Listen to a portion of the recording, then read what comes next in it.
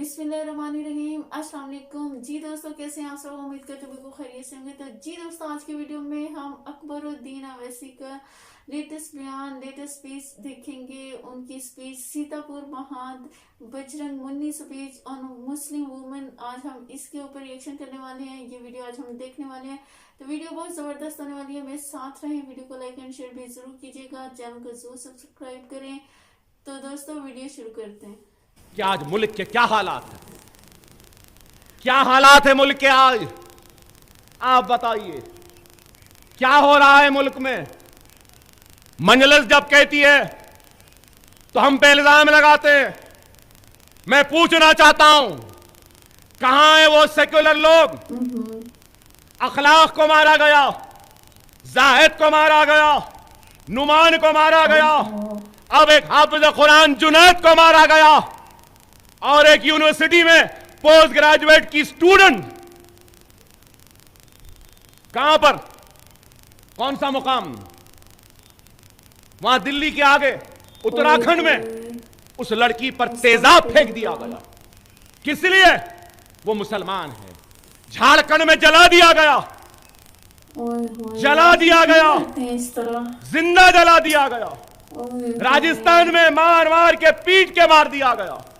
हरियाणा में आज क्यों नहीं लिखते ये बात? क्यों नहीं बताते? क्या हम इस मुल्क के दूसरे दर्जे के शहरी हैं? क्यों हमारे साथ ये सुलूक? क्या सर पे टोपी पहनना गुनाह है? क्या दाढ़ी पालना गुनाह है? क्या मुसलमान होना गुनाह है? ऐ विश्व हिंदू परिषद वालों, ऐ बजरंग दल वालों, ऐ नरेंद्र मोदी, सुन ले, ये मुल्क तेरे बाप की जागीर नहीं है। जितना ये मुल्क तेरा है उतना ही ये मुल्क मेरा भी है। अगर एक हिंदू माथे पे तिलक लगा के घूम सकता है, तो मैं बहैसियत मुसलमान अपने सर पे टोपी पहन के दाढ़ी भी बाल सकता हूं। खुदारा मेरे प्यारे मुसलमानों, समझो मुल्क कहां जा रहा है, मुल्क किधर जा रहा है, क्या हालात हो रहे हैं। अरे आज भी अगर हम अपने सफों में इत्तेहाद को पैदा नहीं करेंगे तो फिर कैसे होगा? हम बार बार बार बार कहते रहे इत्तेहाद इत्तेहाद इत्तेहाद। क्यों कहते हैं? इसलिए कहते हैं कि मुसलमानों के तबाही और बर्बादी के कानून बाजारों, चौराहों या मैदानों में नहीं बनते। मुसलमानों के तबाही और बर्बादी के कानून ऐवानों में बनते हैं। ऐवान पार्लियामेंट, ऐवान असेंबली, ऐवान बल्दिया में बनते हैं। क्या है बताओ?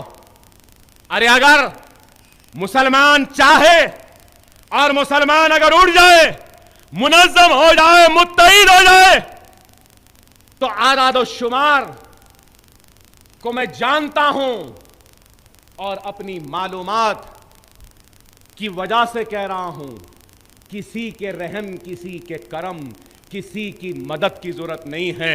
हमारा भाई खुद अपने भाइयों के वोट से हिंदुस्तान के 50 पार्लियामेंट के नशिस्तों को जीत सकता है,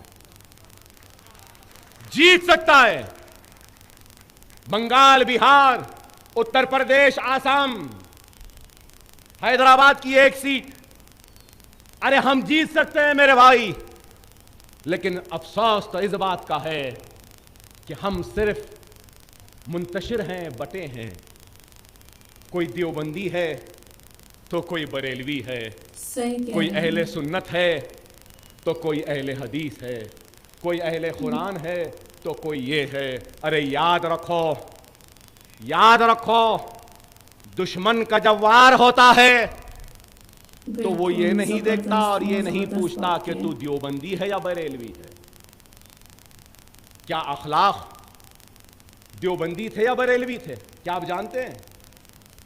क्या जाहिद देवबंदी थे या बरेलवी? नुमान क्या देवबंदी था या बरेलवी? क्या जुनैद देवबंदी या बरेलवी? अरे वो मारने वाला न देवबंदी देख रहा है, न बरेलवी देख रहा है, न अहले हदीस देख रहा है, न अहले कुरान देख रहा है, न अहले सुन्नत देख रहा है। वो यही देख रहा है कि ये ला इलाहा इल्लल्लाह मुहम्मदुर रसूलुल्लाह कलमा पढ़ने वाला मुसलमान है। खुदारा मुसलमानों, तुम भी यही देख लो, कलमे की बुनियाद पे मुनज्जम हो जाओ, मुत्तहिद हो जाओ, एक मरकज सियासी पे आ जाओ, तो किसी की मां नहीं जड़ी, ना हमारे टोपियों को पकड़ सकते हैं, ना दाढ़ियों को पकड़ सकते हैं।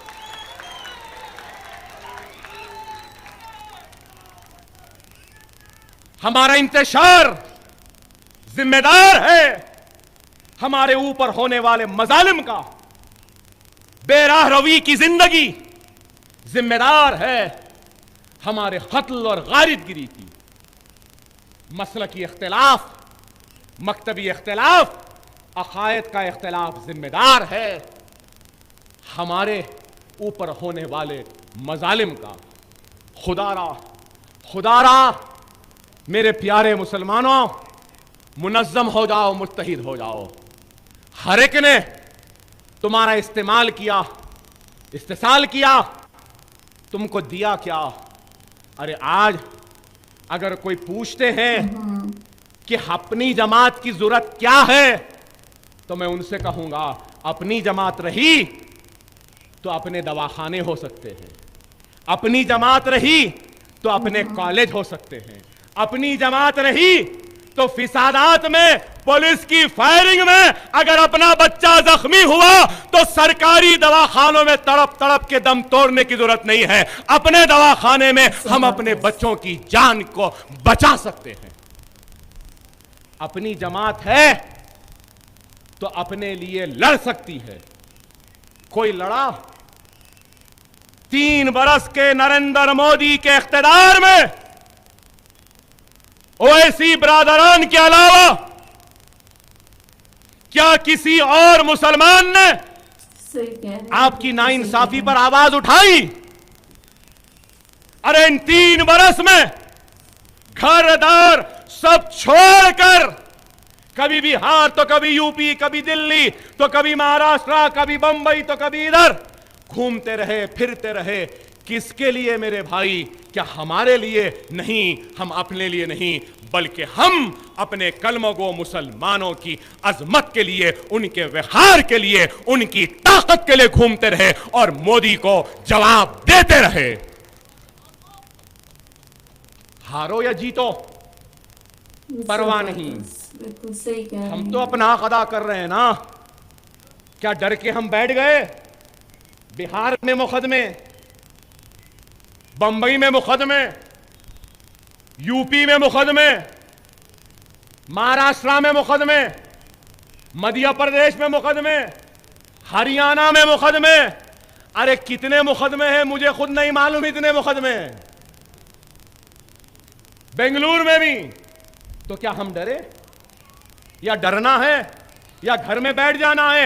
नहीं बैठेंगे जब तक जान में जान है और इस हलक में आवाज है। तो हिंदुस्तान से कोई इस संघ परिवार का जवाब दे न दे, सरजमीन दक्कन के गयूर मुसलमानों की जमात मंजलिस जरूर इनका जवाब देती रही है, देती रहेगी और आखिरी दम तक देती रहेगी।